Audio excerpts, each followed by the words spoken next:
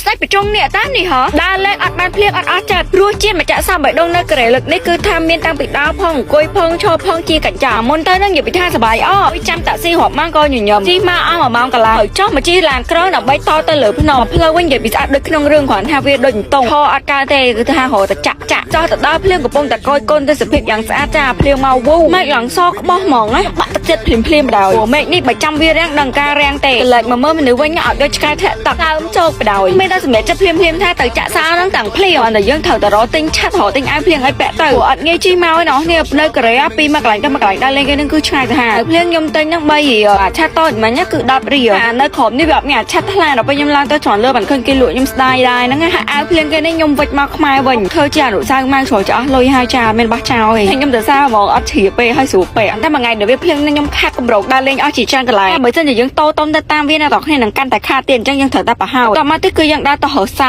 ចាក់សោខ្ញុំបងកាន់ហ្នឹងតម្លៃវា75 10រៀលហើយវាអាផ្សេងទៀតវាតម្លៃខុសគ្នាទៅតាមនឹងព្រោះនេះថោកទេបោះចា5 10រៀលហ្នឹងមកយកធំ8 4រៀលបានហើយបើចាក់ទៅក៏គ្មានអ្នកសរសេរឈ្មោះតារាអញ្ចឹងយើងចាក់ថោកបានហើយចាយើងសរសេរទៅណាដាក់ឈ្មោះយករួចហើយសរសេរពាក្យថាចង់ឃ្លៀបចប់នោះគឺបានហើយចង់បានអីសរសេរហ្នឹងមកចាគឺចង់បានសង្សារ10សាធុធ្វើមិនបើយើងសរសេរឈ្មោះលីមីនហូអីគេមិនយកយើងអាដែរសរសេរអញ្ចឹងទៅក្រែងក្តីសម័យខ្លាចជាការប៉ិតមានកម្រងមកទៀតអាស្រុកកូរ៉េនេះអាសាបៃដននេះក៏ខ្ញុំមកចាក់ទៀតដែរប៉ុន្តែលើក្រោយខ្ញុំនឹងទិញសោស្លិចពីស្រុកខ្មែរយកមកចាក់ដើម្បីឲ្យស្នេហាខ្ញុំគង់វង្សយូរអង្វែងអូយស្អាតរបស់គេហើយកន្លែងហ្នឹងគឺមានសោច្រើនខ្លាំងហើយវាតប៉ែងត្រង់អាភ្លៀងហ្នឹងគ្មានបានរងប៉ោះទេនេះសាច់តស៊ូថតវីដេអូផងពេលនេះគឺខ្ញុំរំពឹងថាថតរូបបានស្អាតហ្មងតែសាច់ការវាទៅជាសាច់កាប់បានធំរត់លេខដូចឡប់នេះហេថ្ងៃខ្ញុំឆាប់ចាស់ទៅបើនៅយូរតិចទៀតហើយតាក់ស៊ីគ្មានបានជីហេបន្ទាប់ពីដើរហាភ្លៀងហាខ្យល់ហើយមកតែវិញបាក់ទឹកក្តៅត្រាំខ្លួនយកពីថាស្រួលខ្លួនសាហាវខ្លាចឈឺដែរហ្នឹងងុយទឹកហើយខ្ញុំត្រូវចេញទៅក្រៅទៀតដែរព្រោះមកដើរលេងនេះគឺកម្រងឲ្យបានច្រើនកន្លែងខ្ញុំដូរកៅអៅធ្វើខ្លួនអីស្រោតស្រោនិយាយពីរឿង make up វិញជាប់នៅលើមុខ10ម៉ោងជាសំណាងហើយ UV និង BB ដែលខ្ញុំលាបនេះអត់បកឲ្យឡើងមុនសាច់ជាពិសេស UV